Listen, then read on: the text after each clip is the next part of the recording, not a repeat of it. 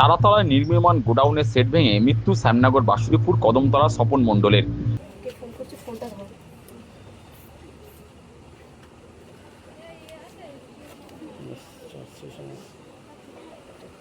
কথা বলতে পারছি না একটু।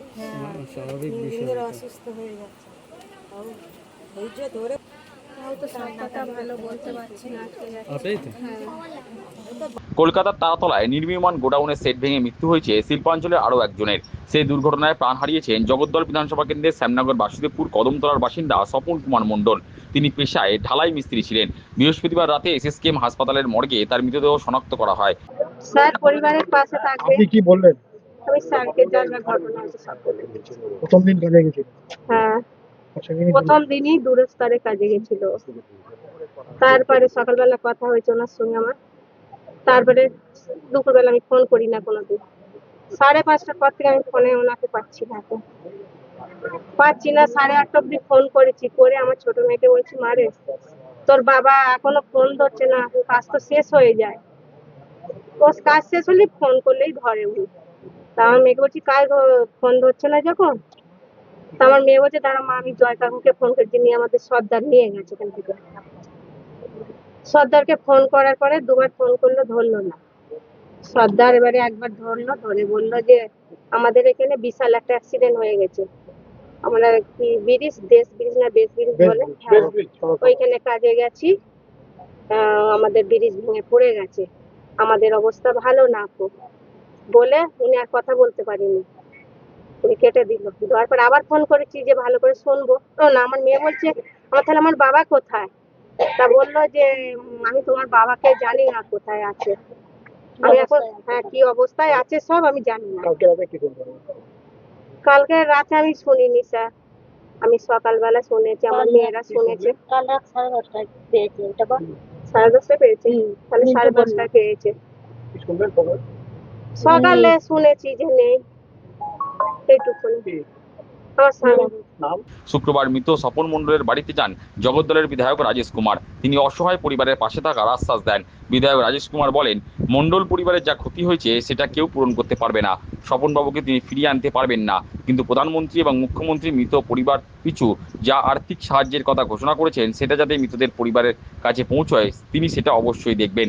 পাশাপাশি তিনি মুখ্যমন্ত্রীর কাছে আবেদন করবেন যাতে মণ্ডল পরিবারের একজনকে চাকরির ব্যবস্থা করে দেওয়া হয়, কারণ স্বপনবাবু ছিলেন পরিবারের একমাত্র উপার্জনকারী। এখন এদের পরিবারে যে ক্ষতি হয়েছে ওটাকে কেউ পূর্ণ করতে পারবে না। আমরা স্বপনবাবুকে ফিরে নিয়ে আসতে পারবো না। আমি পরিবারের কাছে এসে দাঁড়ালাম কি আমি এবং আমাদের পুরো ভারতীয় জনতা পার্টি প্রত্যেক কর্মী ইনার সঙ্গে আছে এবং আমরা সঙ্গে থাকবো। কোনো মতো যেন কোনো অসুবিধা না হয়। সরকার যতগুলো ব্যবস্থা নিয়েছে ওই সব ব্যবস্থাগুলো যেন পরিবারের কাছে পৌঁছায়, সেটা আমরা পুরো তাড়াতাড়ি এটা হয় চেষ্টা করছি। আমি আমাদের লোকপ্রিয় মুখ্যমন্ত্রী শ্রী শুভেন্দু অধিকারীজিকে আবেদন করব যেন উনি পরিবারের মধ্যে কোনো একজন লোককে এরকম কিছু ব্যবস্থা করেন যাতে ওদের পরিবার ঠিকমতো চলতে পারে।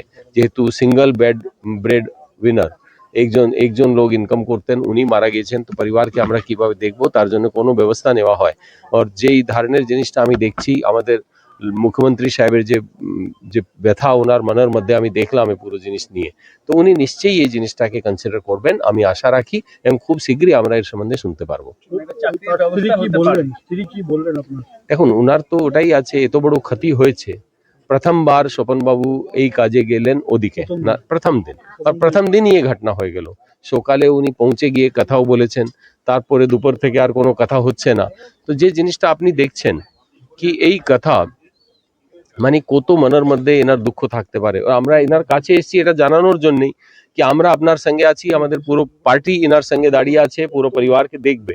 কিন্তু এনার জীবনে যে ক্ষতিটা হয়ে গেছে ওটা তো কেউ ফিরে নিয়ে আসতে পারবে না। আমরা স্বপনবাবুকে ফিরে নিয়ে আসতে পারবো না, কিন্তু আমরা এটাই বলছি কি আমরা আপনার সঙ্গে আছি, পরিবারের সঙ্গে আছি, এবং যত আমাদের মুখ্যমন্ত্রীজি যেটা ঘোষণা করেছেন, প্রধানমন্ত্রীজি যে ঘোষণা করেছে ওটা তাড়াতাড়ি যেন পরিবারের কাছে পৌঁছায়। এবং বাকিও আমাদের সরকারের যে স্কিম আছে, যেমন দেখুন আপনি পিএম আবাস যোজনার ইয়ে সব 15 বছরের ইতিহাস আপনি দেখছেন কি এখানে কোনো কাজ কিছুই হয়নি। আমরা সকলকে এই কাজ যেন এখানে হয়, এলাকার মধ্যে এনারও যে বাড়ি পাওয়ার কথা সেই সব জিনিসটা তাড়াতাড়ি হয়। বাকি যেটা আপনাকে বললাম কি পরিবারের মধ্যে যেহেতু সিঙ্গল ব্রেড আর্নার লোক ছিলেন, উনি একাই ইনকাম করতেন। তো সেই হিসাবে আমি রিকোয়েস্ট করব আমাদের মুখ্যমন্ত্রী সাহেবকেও কি যেন কিছু ব্যবস্থা পরিবারের জন্য করা হয়, উনি নিশ্চয়ই এটা কনসিডার করবেন।